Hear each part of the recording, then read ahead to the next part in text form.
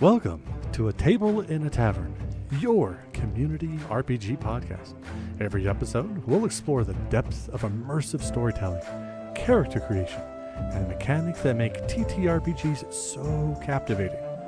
Whether you're a dungeon master, a player, or just a curious listener, there's a seat for you at our table. So grab your ale, pull up a chair, and let's embark on this journey together. Welcome to the tavern.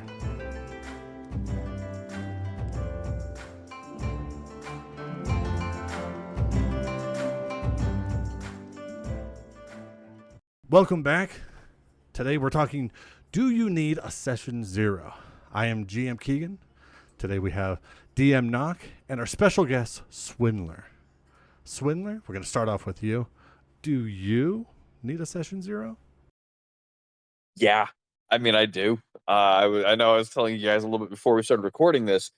I have like spreadsheets for some of my session zeros. I believe strongly that it helps, generate a bit of guidance for all of not just your players but you as well. And I use it heavily for lots of components of the actual like game brainstorming. That way, it's not just me and my players are invested in it. So, yes, I think I need it, and I believe you do too, even though you are in denial. Are you speaking to the audience? Because I think session zero is really valuable. But it sounds like you and I maybe have different approaches, which I think is one of the main reasons I love guests coming on, because we have this like universal community thing. Session zero, it's a pro, thumbs up by 1,000. And then 1,000 different people come and with a different approach, and some go, session zero is you submitted characters to my game. Cool, that's my session zero. And I think we need to kind of like nail down what yours is so we can see where the differences lie. Yeah, I think it is a good thing that there are thousands of session zero types. I usually customize mine per game, but one thing that I have fallen in love with that I've shamelessly stolen from other programs is connections between the players. So you'll have like a Mad Lib style generated someone so and so saved so and so from a fire or something when they were a child. And then you just generate backstories kind of organically for the players, but they have to pick what their connections are and with who. Um, that's one that I put in every single game, and I think it pretty much fits every game. Because are you ever not wanting your players to have more connections that they care about?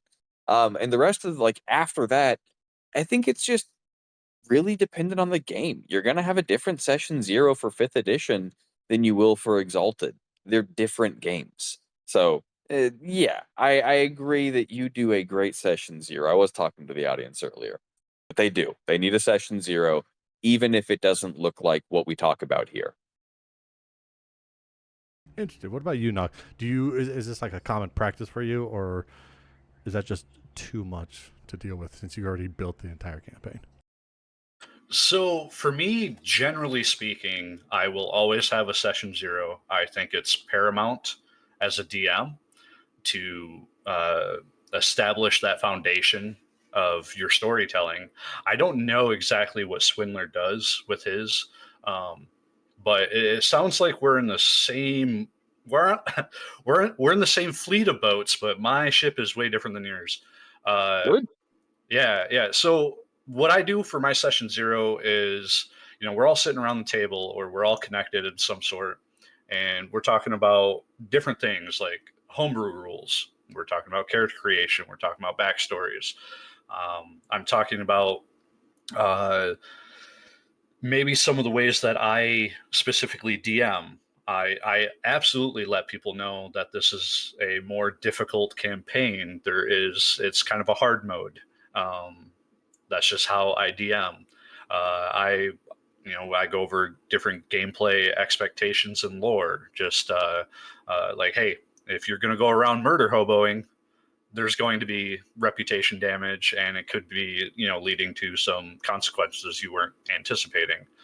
I use this time also to work on, like I mentioned before, character creation and backstory, so that I have time to help out, especially with new players. So I have time to help them understand their character sheet, understand their backstory that they're growing into, helping them find a goal that they want to eventually go on this journey and accomplish. Um, I When I was doing my prep notes, I just kind of looked around at different session zero schematics, right? What people sometimes do. One thing that pops up often are safety tools. I don't personally use them. I understand people that do use them for their various reasons. And if people don't know what they are, then you probably don't need them. Yeah, safety is a big one. Can be. Okay, so it sounds like we all agree session zero is important, but to what degree? Because I'm getting the feeling that uh, it's almost sacred to some and just a basic minimal logistical thing. Like where do you fall on that? Where do you fall on like how important is it to the overall thing? Because you spend such a little bit of time, and if you played for 6 months, a year, or 3 years, session zero is just a blip on that. Like so, like realistically, there's games like the huge one that came out. What was it? It was based on all those Grognard games. Shadow Dark. That one is you roll up, Yeah. everything's random. Boom. There's a ton of games out there where you're just randomly creating characters. It takes 2 to 5 minutes, whatever, and you're done and you're playing. That's no session zero because you're like, I'm playing this game. We randomly made all of our characters and we played. No session zero, and they're like, this is a great game. So, is it just a control thing from GMs, or does it add something to the actual campaign? No, I think you rolled a 20 on that. That was one of those things where like I slipped that in there. No, I think you're right. It depends on what it is, right? So if you're going in as a one shot or a pre-written adventure, screw the session zero. You don't need it. But if you're Agreed. going in, but you're right. If you're going in like, hey, I put a lot of effort and time into making this homebrew world, and I want to story tell it, but there are some limitations, or there might be some specifics that I'm looking for. Yeah, session zero absolutely needs to be there. If you're doing a short run thing, not necessary. Sorry to interject there, Knock. That's a very good point. Session zero seems to reflect in no small way, at least for me, how much effort I've put into the campaign. Right, it's my way of asking my players, please engage with this, so that you are more engaged and more likely to care about this from the get go. Right, otherwise, I don't want to. I don't want to spend 6 months of my life making a campaign only for everyone to dip out after session one because they weren't invested. And session zero, for me, allows me to get the players to buy in to their characters and the world. But I would never do that for a one shot. I would only do that for a real campaign. So are you saying that you treat it more of like an extended sales pitch? Yeah, in no small part. That was exactly how Okay. I'd do it. I think I'm coming at it from a totally opposite angle from that, or maybe we're talking past each other. As I'm listening to this, I'm like, I don't care what it is. There needs to be some version of a session zero, even if it's the dreaded one shot. That I need to put a communique out there, because I think explaining some basic things of, unless it's people you've played with and they're like, I understand, I've been in your campaigns, this and that. No, disregard that. I still am going to do session zeros because I want people to be on the same page, and expectations are so important. It's not, for me in my mind, it's not like the better trailer. Because I'm like, you already sat at the table and are making characters and doing the session zero. I think you're already interested in what we're doing. You're already interested in my game. But I still want to clarify everything, set expectations correctly, and then make sure that you understand it by watching you like over your shoulder, so to speak, Yep. Oh, that's how you made that character. Okay, so you don't fully understand, but that's okay because we're humans. We have different. We come at things from different angles. But I'm like, okay, so it would work better if you're doing this, or that's interesting. However, to work with another character or what the world is, if you're doing open world or sandbox or story driven, whatever, that's really important. And I think it's like almost I treat it as captain of a ship, and I need to get the whole crew Yep. working towards the same thing. And to me, that's We're on the my same session page. zero. It's like sometimes explanations aren't as clear as we think they are because these are 6 or 3 or whoever different people, and they have different brains. They process things differently, which is totally fine. But we need to like understand each other, or it's gonna feel really weird a couple sessions into it, or maybe even the first session, and there's a lot of dead air or I don't know what to do type of thing. Because like, wow, we are not rowing in the same direction. So for me, it's like this: I want to pound it in and get everybody to understand to the best of my ability that I'm the captain and we all need to move this direction. Are you cool with that? Yes or no? So, Keegan, let me ask you then, can you walk us through what your session zero looks like? For me, oh man, I would say that I'm consistent, but probably not if you ask every single table. Uh, they're all a little different. But for me, it's okay. Here is the couple paragraphs. This is like pre-session zero. To me, session zero is like a part of the process of like onboarding players to get them understanding where I'm at. Because I'm a it's my game kind of person. I know Yeah. Oh, that yeah. doesn't always fit with a lot of new books. But I'm the same way if I'm a player. I'm like, I'm joining your game, right? So I'm like, it's my game. This is how it works. Here's paragraphs of the game. Okay, you're cool with that? Here's some how to build a character. We're not doing it right now. Just have ideas floating in your head. Okay, now we brought all that stuff to session zero. Now let's talk about it and work through it.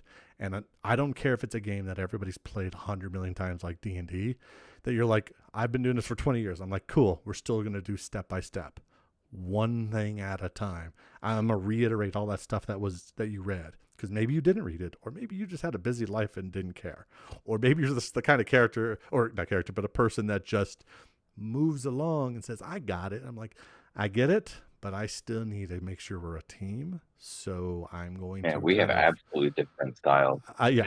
I'm going to kind of grab a hold and be like, boom, okay. So let's get going. What are we doing? Boom, boom, boom. Let That's those cool. beautiful children run free and ruin my campaigns. That's what I'm doing. I Well, don't care. There's no hand holding, there's no slaps. You go do what you want and I'll sort out the pieces as you break them. I used to do that, and the things 2 years into it, I'd look back and go like, those are my mistakes. I didn't know how many landmines I was stepping on for 2 years, type Oh of my thing. gosh, And right. then I realized I need to do certain things. So my current iteration, and that's what I'm gonna call it, because if you're not constantly critiquing yourself after every session or every campaign or whatever, you're never gonna grow. So my I current agree. iteration, the stricter, lethal, deadly, more consequential world setting that I'm in, I will be a little stricter on, do you understand it? Okay, that's cool. Like, let's build on your idea, because players need to enjoy what they're doing. But maybe I need to reiterate something, or hey, I see that doesn't quite fit with this. This is kind of how it might play out, type of thing. So I'll like kind of help them, as Swindler puts it. I will hold hands a little more during that process, because nobody is me but me, so they can't see all the stuff in my brain. So I feel like I need to go through that process step by step with them. Now, a game like D&D, and we're like, it's an adventure, we're all heroes. Well, that's a lot of hand wavy stuff that can just happen in a game, which is fine. So I'll be a lot less. I'll pull the reins way back, because just like we were talking off air, was, you can't die in D&D, so like, who cares? It's just a lot more fun. It's a lot more just open Yeah. run adventure game. You can die in D&D. Well, I I've don't had know. whole parties do so. Yeah, I think for me, walking through again, and I understand, Keegan, like you want that session zero just to get everyone to that's your vibe check, right? Get everyone on the same page, get everyone thinking the same way, like, hey, this is the objective, let's all work towards it. Yeah, because um I've already vet players. yeah, Even people I exactly. know, I'm like, hey, You would be a good fit for this. Hey, you want to join? and I still want to talk to them about it. Like I vet, this is Sure. kind of what it is. I still want to talk to them ahead of time, even for people that I've known for years, because maybe I think they'll like it, and then they hear it and go like, "That's not really my thing." I'm like, "That's totally cool." I might be misread all the hundreds of conversations we had, type of moment, right? Or maybe they're just not in the mood for it right now. So Sure. I will That's real. I will vet all players regardless. See, to me, that is pre-session zero. That Yes, is, I'm looking for people to join my game. yeah. That's why I just want Okay. to reiterate. I do this before session zero. That's why when Yeah, session zero yeah. comes, I'm a lot So firmer. so so, so session zero for me is, again, like I said before, if it's a preset adventure or a one shot or something like that, I really don't care. Like, hey guys, this is the theme of it. Here's the, one paragraph, two paragraph elevator pitch. Do what you want. Let's just have fun. That's how I see those. But going into my homebrew world, like Swindler was talking about earlier, we we pour our hearts out onto the page with these, and we want some level of cooperation with this. Those are the ones where I'm sitting around with the table and I say, hey, look, I have some stipulations that you guys may not like, but this is how it is. So a little bit of column A, column B, right? And I'll talk to them about, hey, during character creation, we are going to roll random levels. We are going to roll for stats. There's a purpose behind everything, and that's fine. And typically, again, kind of piggybacking off of what Swindler had mentioned, at least for my written campaign, the first chapter is very much a railroad. After that, there's typically about 2 to 3 different directions that my players will end up going, and that would be chapter 2. After chapter 2, it is open world, baby. You guys do what you want to do. I'll pick up the pieces and I'll make them fit, right? But I think Yeah. it's important to establish these kind of expectations, kind of what you were talking about too, Keegan, where, hey, look, I had mentioned before the murder hoboing. Let's not do that. In my world, the magic is still in its infancy. So you go around the city and start popping off fireworks, you're gonna draw a crowd, probably not in the best way. Uh, I have different homebrew rules that everyone's got, right? Homebrew rules, it doesn't matter. Everyone's got them. Doesn't matter what system you're playing. Um, I don't really tackle, like I said before, the safety tools. I can see the importance of them, but my group, we've been playing for over a decade now, and I don't get too many new people, so we don't really have to worry about that too much. And then session zero, to me, once all the character creation's done, we've talked about our backstories, all that. Boom! I sit down, I dim the lights, I give them the intro scene, and this is to me the most important part about it. I'm setting up the scene, and then I give them a cliffhanger, and I say we're done for the night. So your session zero ends with an in-game narrative moment. Yes, I give Interesting. I give them something to talk about at home and build the hype and make them already salivating and ready to come back for session one. That's cool. That's actually different. Okay. That's a good idea. This I one- just yell at my players because it's been the same thing in like a decade, So I just Yeah. cut them out if they don't show up. they just don't learn. Now you said Well, you were disagreeing with maybe something I don't said. learn. I keep DMing for them, right? Maybe just like the pain. Now you said you disagreed with something, or at least viewed it differently when I was saying, and going through my typical thought process. What was the opposite view that you had For which part? during session zero? I don't know if you just scoffed at it or said, "Oh, I just take a different approach about session 0? No, I think it was the DMing style in general. We just have very different GMing styles. Oh, the hand Uh, holding versus the yeah. yeah, I'm much more just let them go. Like it's their time to go wild and free. Let them do it. If they want to go murder hobo, whatever. It's not my favorite thing to GM, but I'll do it. So I'm less worried about them being aligned with the direction I want the ship to go, and I'm more interested to see how will they choose to interact with my world settings. But that is a very different approach than what you're going for. So I think it justifies a different session 0 type too. Okay, when I said ship to go, that wasn't like story or decisions type of thing. I meant more of, are we all trying to achieve the same kind of game? And session 0 for me is like the moment of reinforcement of this is the theme, the tone, the style, Mhm. the feel of the whole Right. process, not the actual outcome of what they do. Even for like plot driven games that they're pretty linear, you kind of have that arc that like you're doing this and then Maybe this and this, but I still would say it's in my head. I'm always trying to be like reinforce the tone and the theme constantly. yeah. Maybe I'm more of a session 0.5 than a session 0. I did Like read. so Oh, go. my oh sorry.